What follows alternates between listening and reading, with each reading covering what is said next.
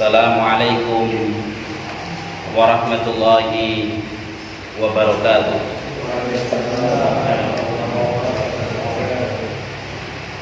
Alhamdulillahirabbil alamin. Wa bihi nasta'in ala umuri dunya waddin. Wassalatu wassalamu ala asyrafil anbiya'i wal mursalin wa ala alihi wa ashabihi wa man tabi'ahum bi ihsanin ila yaumiddin. Allahumma shalli ala Muhammadin wa ala alihi wa ashabihi wa man tabi'ahum bi ihsanin ila yaumiddin. Ya ayyuhalladzina amanu taqullaha haqqa tuqatih wa la tamutunna illa wa antum muslimun. Fa inna asdaqal hadits kitabullah wa khairal hadi hadi Muhammadin sallallahu alaihi wasallam. Syarrul umuri muhdatsatuha wa kullu muhdatsatin bid'ah wa kullu bid'atin dhalalah wa kullu dhalalatin finnar. Allahumma alhimna rusdana waftah lana qulubana wahdina ila siratil mustaqim. Amma ba'd. Ikhwani rahimani Allah wa iyyakum. Alhamdulillah, di kesempatan malam hari ini Allah Subhanahu wa taala memudahkan langkah kaki kita untuk hadir di majelis ilmu, di mana adalah usia yang penuh dengan keberkahan untuk menghidupkan hati kita dengan ilmu, dan sumbernya adalah Al-Qur'anul Karim. Usia yang sangat bermanfaat, di mana waktu kita gunakan untuk menelusuri ayat demi ayat, untuk menyelami surat demi surat di dalam firman Allah Subhanahu wa taala, yang mana ayat-ayatnya menggerakkan, menghidupkan hati kita, menghidupkan hati-hati yang mati, menggerakkan jiwa-jiwa yang diam untuk bangkit, bersemangat, beribadah kepada Allah Subhanahu wa taala. Dan salah satu daripada utusnya Rasulullah sallallahu alaihi wasallam di antaranya adalah wa yuzakkihim, untuk membersihkan jiwa-jiwa kita. Jiwa yang terbiasa bergelut dengan kehidupan dunia, yang tanpa terasa kadang ternodai oleh berbagai macam limbah dan kotoran, akan tetapi kita tidak merasakannya. Ikhwan sekalian rahimani Allah wa iyyakum, di kesempatan malam hari ini sampai kita kepada tafsir surat Al-Humazah, di mana Allah Subhanahu wa taala berfirman, wailul likulli humazatil lumazah alladzi jama'a malahu 'addadah yahsabu anna malahu akhladah kalla la yumbadanna fil hutamah wa ma adraka mal hutamah narullahil muqadah allati tattali'u 'alal afidah innaha 'alaihim mu'sadah fi amadin mumaddadah. Banyak yang hafal di antara kaum muslimin tentang surat Al-Humazah ini, akan tetapi sedikit yang menyelami artinya, yang mentadaburinya, yang memahaminya.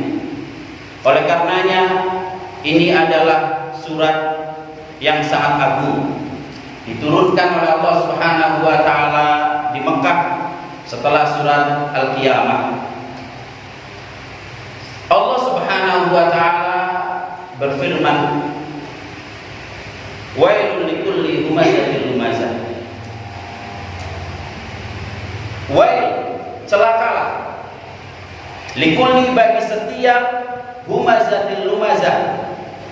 Humazah adalah pengumpat, lumazah adalah pencela. Ini surat Allah Subhanahu wa taala turunkan kepada kafir Quraisy, kepada Umayyah bin Khalaf. Masih ingat Umayyah bin Khalaf yang menyiksa Bilal bin Rabah? Kepada Akhnas bin Syarif,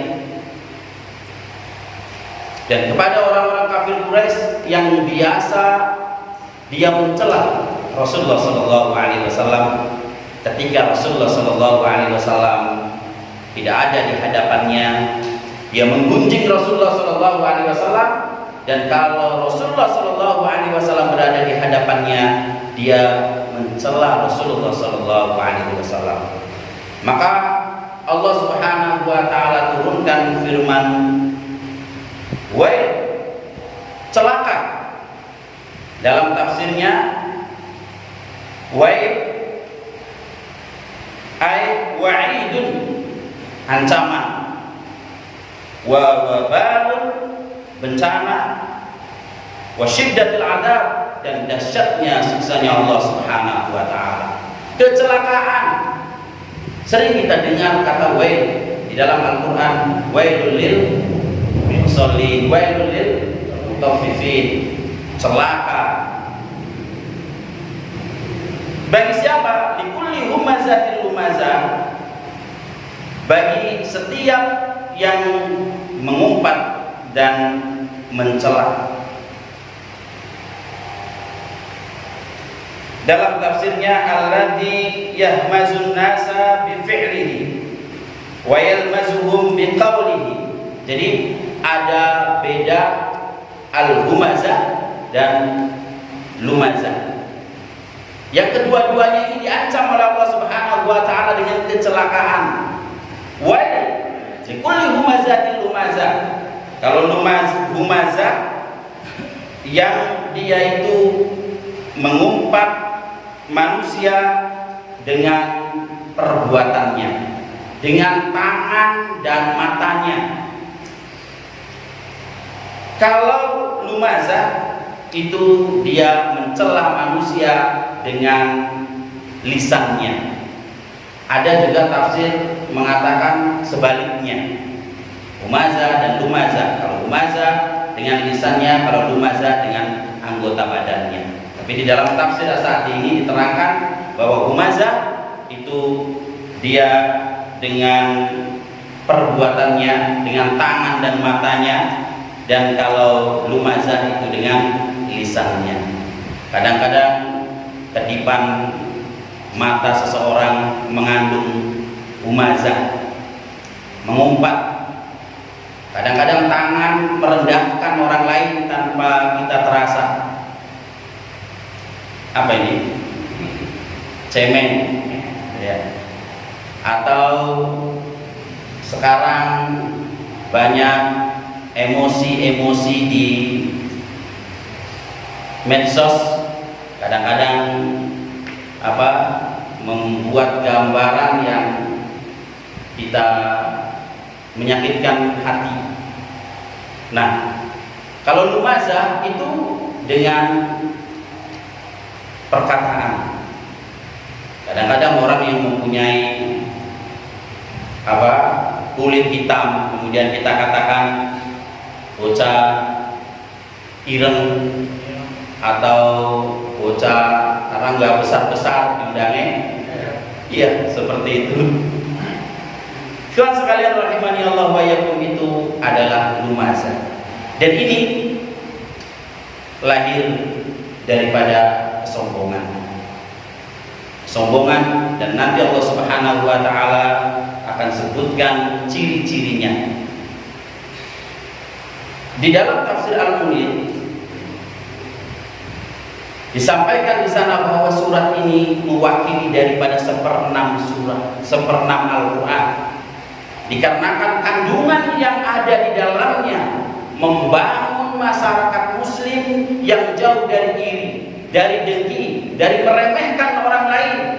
Bahkan masing-masing kita tuh sibuk dengan kelemahan, kesalahan, aib diri kita sendiri, daripada orang lain. Mestinya seperti itulah kehidupan seorang muslim.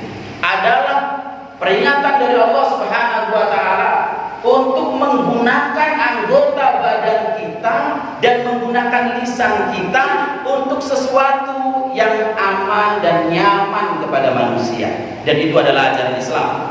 Itu adalah ajaran dinul Islam. Betapa banyak keributan, betapa banyak perpecahan, berapa banyak permusuhan yang disebabkan oleh lumazah, oleh humazah. Dengan lisan apalagi tidak bertulang, tapi mampu memporak-porandakan susunan masyarakat. Dan masyarakat Islam harus berlindung kepada Allah Subhanahu wa taala dengan mengikuti hidup ini sesuai dengan Al-Quran dan Sunnah Rasulullah SAW. Orang yang beriman berkata baik atau diam? Berkata baik atau diam? Ikhwan sekalian, rahimani Allah wa iyyakum. Kemudian Fal-Hamaz, yaitu Hamaz, orang pengumpat itu, alladzi ya'ibun nasa wa yad'anu 'alaihim bil isyarati wal fi'li, yang mencela manusia dan memfitnah manusia dengan isyarat dan perbuatan.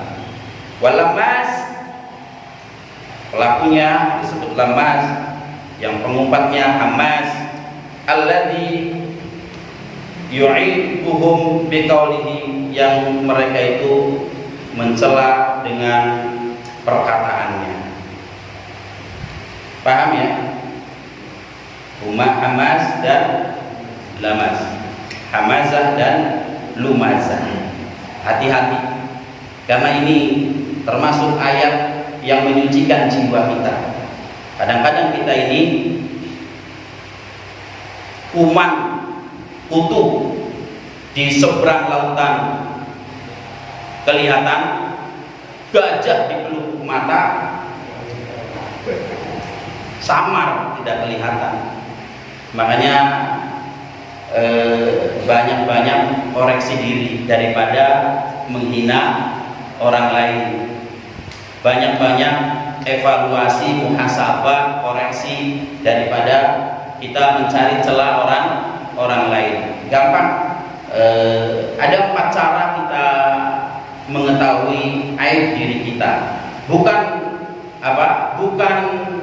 kita disibukkan dengan aib orang lain, tapi dengan aib kita, dengan kelemahan diri kita, untuk kita bisa menutupinya, menyempurnakannya. Yang pertama, antum bisa datang kepada seorang ustadz atau guru minta nasihat. Biasanya ustadz itu tahu kamu waktunya digunakan untuk dagang saja, kalau sholat terlambat dinasehati. Berarti itu kelemahan diri kita. Kenapa? Ke ustadz, orang alim, atau para asatidzah yang sudah ilmunya mumpuni, biasanya dia mengerti. Makanya ada orang yang datang kepada Rasulullah SAW, ya Rasul, nasihatilah saya. Kata Rasulullah, takut, jangan marah. Kenapa? Rasul tahu dia suka marah. Begitu. Diberikan nasihat, dan nasihat itu tulus, ikhlas, agar kita menjadi orang yang baik. Atau yang kedua, kita punya teman. Nah ini teman yang sohib. Sohib itu teman akrab, kebadur, kebatawi, tolong akhi, sebutkan atau nasihatilah saya. Begitu, dia akan menyebutkan tanpa menyebutkan, memberikan nasihat yang di dalam balutan nasihat itu terbungkus kelemahan diri kita. Aja sering ngewok atau banyak hal, jangan pelit. Umar bin Khattab sangat senang apabila ditunjukkan aib dirinya, tentu dengan cara yang baik. Masya Allah. Dan itu yang kita harapkan, karena sahabat kita tidak menginginkan kita terlempar ke dalam nerakanya Allah Subhanahu wa Ta'ala. Yang ketiga, kita bisa mengetahui kelemahan diri kita lewat orang yang membenci kita. Dasar pelit, oh berarti kita tuh pelit. Ya. Dasar ambisius, berarti kita itu ambisius. Ya. Ada pepatah yang mengatakan apabila orang melempar batu bata, jangan kau lempar lagi, tapi kumpulkan batu bata itu, bangunlah tangga untuk mencapai kesuksesan. Setiap kritik yang masuk, setiap perkataan celaan yang masuk, kita evaluasi, dan memang kalau ada dalam diri kita, jangan grundel atau malah dibalikkan. Kamu juga pelit, kamu juga bakhil, bahkan kamu tusuk. Tidak boleh begitu ya. Tapi kumpulkan itu, bangun dengan batu bata itu tangga menuju kesuksesan kita. Karena betul kita ini penuh dengan aib diri. Sebenarnya sibuk sekali, dan itu orang yang cerdas, dia sibuk dengan aib dirinya. Banyak berzikir, menahan lisannya, mengatakan yang baik. Bayangkan berbagai macam organisasi pecah, itu karena lumaza. Diporak-porandakan orang-orang pentingnya berselisih, orang-orang yang tadinya bersahabat menjadi bermusuhan. Yang satu mengatakan ini, yang satu mengatakan itu, adu domba terjadi. Naudzubillah min dzalik. Ikhwan sekalian rahimani Allah wa iyyakum. Wa min sifati hadzal humaz, sifat daripada humazah dan lumazah itu, annahu la hammalahu siwa jam'al mal wa ta'didahu. Sifatnya itu sebagaimana Allah firmankan, wailul likulli humazatil lumazah. Siapa humazatil lumazah itu? Alladzi jama'a malau wa addada. Motivasinya, energi daripada humazah dan lumazah itu adalah dia jama'ah, mengumpulkan harta, wa'addadah, dan menghitung-hitungnya. Kalau siang terbangun pagi, berkeringat, berletih dan berlelah untuk mendapatkan harta. Kalau sore dihitung. Kadang-kadang libur ngitung, takut ada yang kurang. Begitu. Ada orang yang masuk ATM periksa lagi, dia nggak nambah padahal sih. Tapi senang gitu. Begitu kalau dunia berada di hatinya. Humazah dan lumazah itu didorong oleh kecintaan dia kepada dunia, karir duniawi. Kalau ada yang iri dengan jabatan orang lain, maka dia akan berhumazah, mencela dan mengumpat kepada orang yang dia iri, tidak dengki, wa'iyadzubillah. Masya Allah, hancur, berantakan amal-amal kita. Dan ini sebagai muhasabah diri.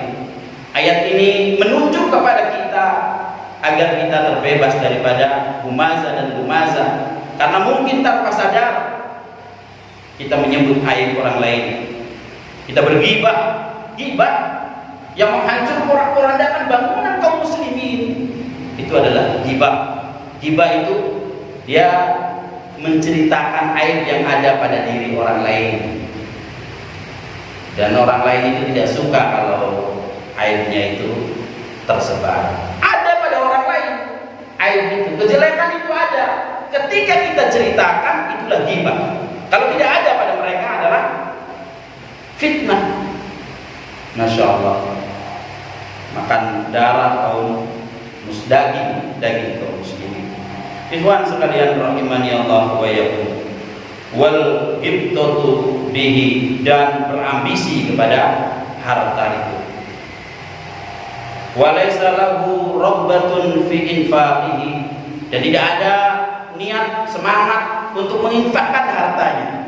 Tidak mau sedikit saja berkurang. Makanya kalau kita infak itu jangan dihitung dulu.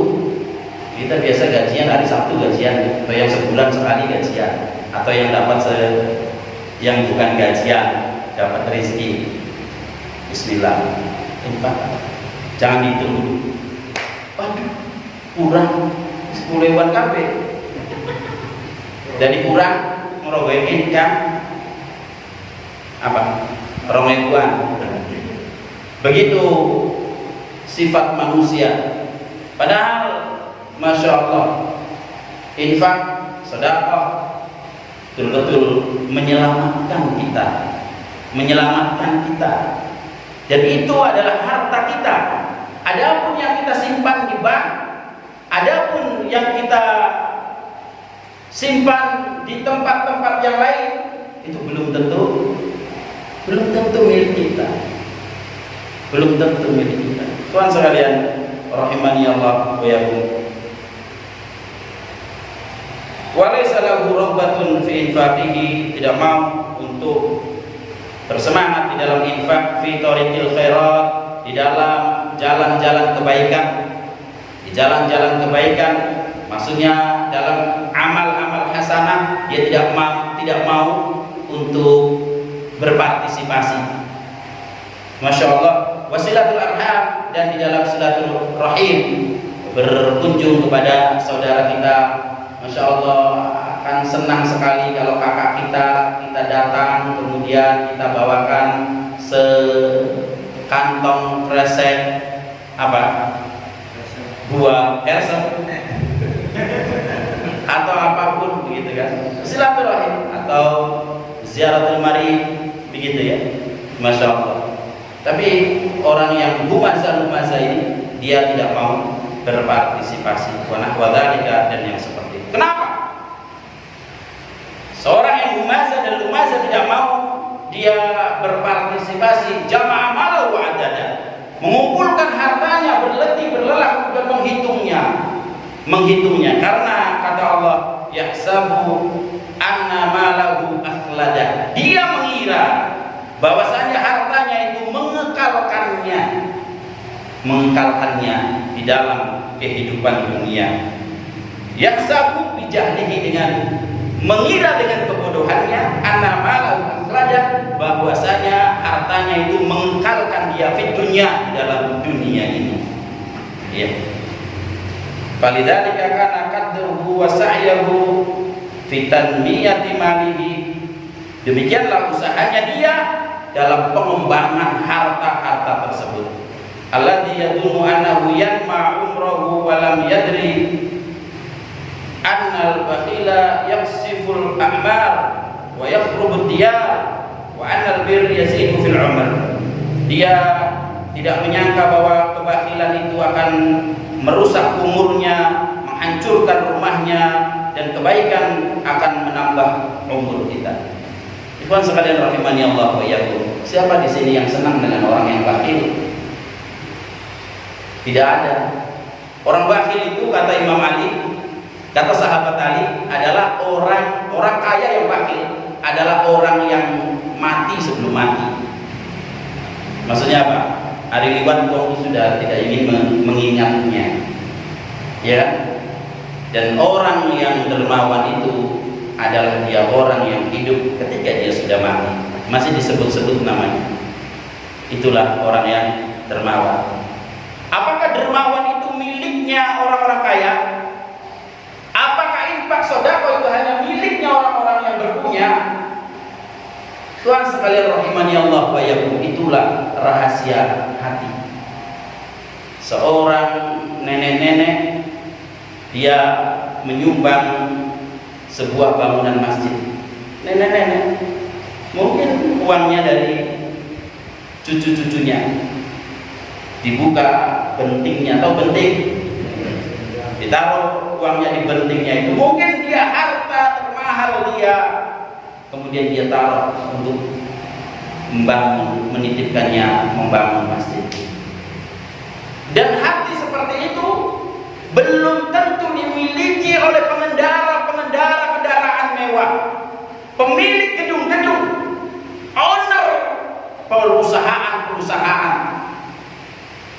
Disitulah rahasia hati. Maka bersyukurlah kita kepada Allah Subhanahu wa taala yang mensibghah, menyentuh hati kita dengan hidayah, dengan Al-Qur'an, sehingga hati kita lembut dan enggak ada orang yang kekal. Bermiliar-miliar bahkan bertriliun-triliun harta disimpan, ditinggal tidak. Nantinya ditinggal, tidak akan ada yang dibawa mati, atau kain kafannya dikasih kantong, kemudian masukkan itu hartanya, emas dan peraknya, simpanannya, buku tabungannya, dan ATM-nya. Barangkali di sana ada, ya, tidak ada ikhwan. Oleh karenanya jangan dikira harta mengekalkan kita, tidak. Dan ia adalah ujian. Ia adalah ujian. Apa yang membedakan dari dunia ini hanyalah kemasan. Seorang tukang beca yang tidur di becanya di pinggir jalan dengan mendengkur, nyenyaknya terbayangkan. Dan seorang pengusaha yang sukses tidur di kasur yang empuk, di hotel, di villa-villa mereka, kadang tidak bisa tidur. Kalau bisa tidur, apakah sama tidurnya? Tidurnya sama, hanya kemasannya saja.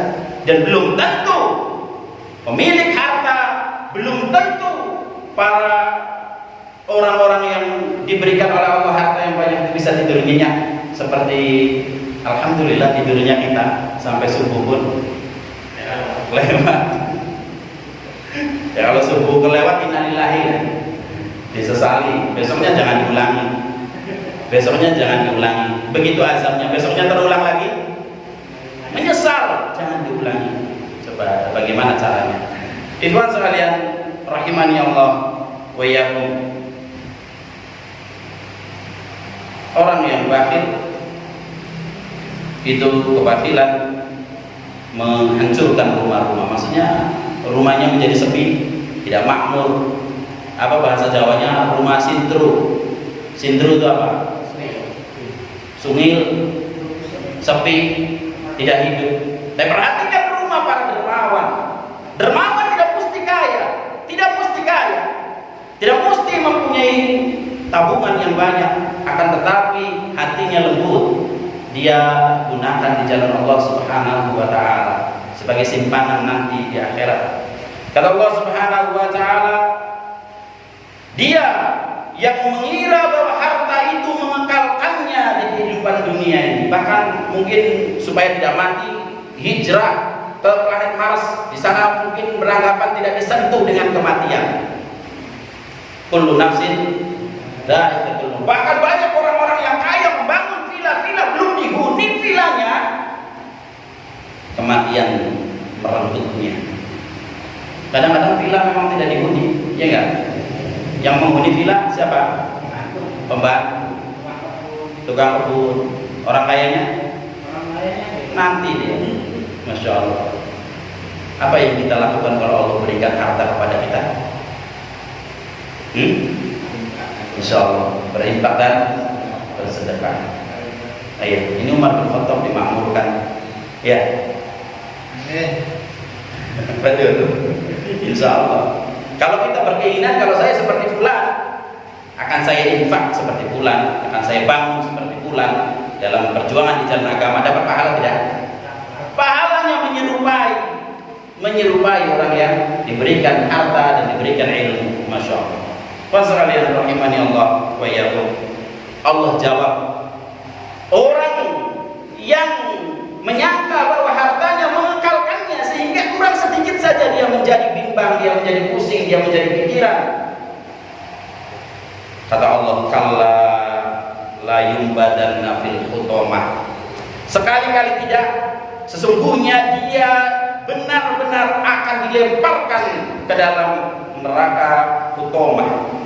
Neraka hutamah ay la yadruhanna, dilemparkan fil hutamah, di dalam neraka hutamah. Wa ma adraka mal hutamah. Tahukah kalian apakah hutama itu.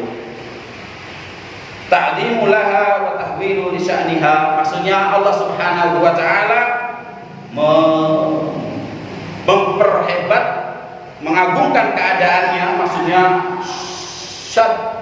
kuatnya, hebatnya siksa di neraka hutama itu. Kemudian summa fasaraha biqouli narullahil muqadah, adalah api yang dinyalakan, narullah, apinya Allah yang dinyalakan oleh Allah Subhanahu wa taala, allati wuquduhan nasa wal hijarah, yang bahan bakarnya adalah manusia dan hijarah, batu. Bayangkan neraka bahan bakarnya adalah manusia dan batu. Waliyadu billah, na'udzubillah min dzalik. Memang manusia ini mengandung minyak banyak lemaknya. La haula wala quwata illa billah. Allati min siddatiha, dari sangat dahsyatnya siksa itu, tattali alal afidah, dia menyembur, menyala, naik sampai kepada jantung, kepada hati. La haula wala quwata illa billah. Bayangkan, tanfidu minal azad ilal qulub, naik dari badan ke dalam hulu, jantung. Dan itu jantung adalah yang terakhir dimakan oleh api neraka, karena dia dilapisi oleh berbagai macam lapisan. Dalam satu riwayat, api neraka apabila dia telah membakar jantung, dia berhenti.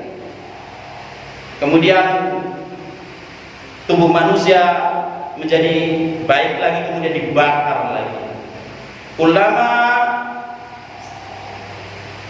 aradu ayakhruju minha wa idu fiha, tatkala ahli neraka ingin keluar dari neraka, dikembalikan lagi ke dalam neraka. Wa ma hadhihi al-hararati al-balighati hum mahbusuna fiha qad aisu min khuruji minha.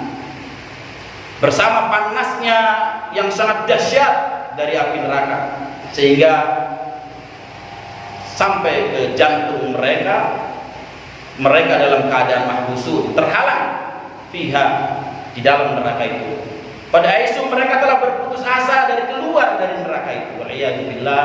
Kalau Allah Subhanahu wa taala, jangan sampai kita disentuh oleh api neraka. Bagaimana doanya? Rabbana atina fid dunya hasanah wa fil akhirati hasanah wa qina adzabannar. Agar Allah Subhanahu wa taala menyelamatkan kita semua dari api neraka. Utama itu memakan apa saja, melahap apa saja. Ada neraka yang mengatakan hal min mazid, masih ada tambahan, menggelegar dan menjerit ahli neraka.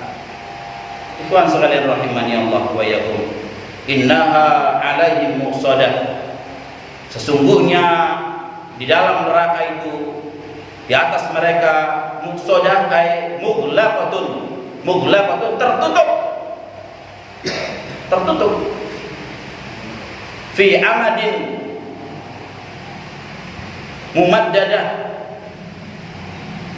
min khalfil abwab, tertutup di belakang pintunya, dan dia ingin sekali keluar, mengharap keluar, tapi ketika keluar dibalikkan lagi, maka berputus asalah ahli neraka. Siapa? Al-Humazah dan Lumazah, yang motivasinya adalah karir duniawi, yang menyangka bahwa dunia ini adalah akhladah, mengekalkannya.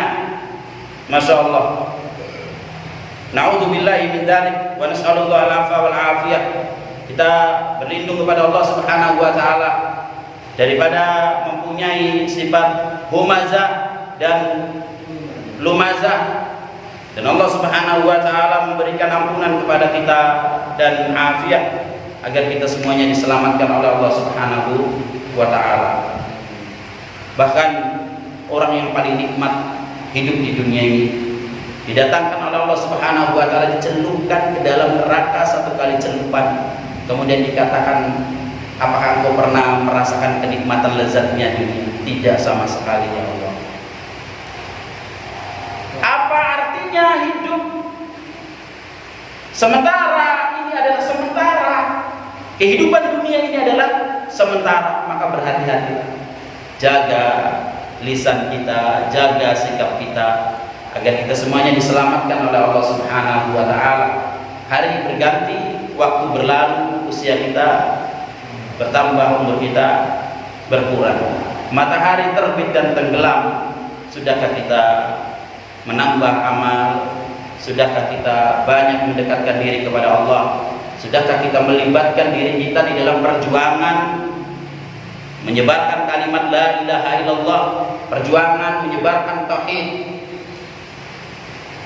agar kita semuanya memanfaatkan kehidupan ini dengan sebesar-besarnya, agar kelak kembali Allah panggil, ya ayatuhan nafsul mutmainnah irji'i ila rabbiki radiyatan mardiyah.